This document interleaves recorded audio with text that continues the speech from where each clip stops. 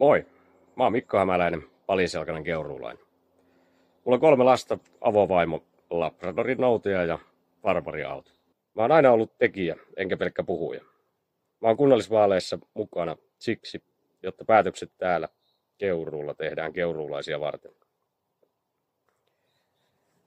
Yrittäjyys, hyvinvointi ja ihmisten päätösvalta, ne on mulle tärkeitä. Mä haluan, että Keuruulla on töitä, palveluita ja harrastusmahdollisuuksia nyt ja myös tulevaisuudessa. Meillä on täällä Keuruulla esimerkiksi loistavat mahdollisuudet lapsille ja nuorille harrastaa ja kehittyä.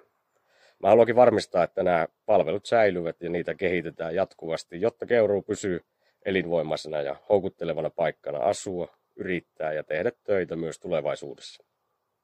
Kun me pidetään huolta lapsista ja nuorista, me rakennetaan samalla tulevaisuutta. Ja ehkäpä moni heistä sitten jää tänne tai palaa myöhemmin takaisin meidän turvalliseen pikkukyläämme perustamaan omaa perhettä. Tavoitteena on rakentaa tulevaisuutta kuntalaisen parhaaksi. Tulevaisuus on meidän, tehdään sitä parempi yhdessä.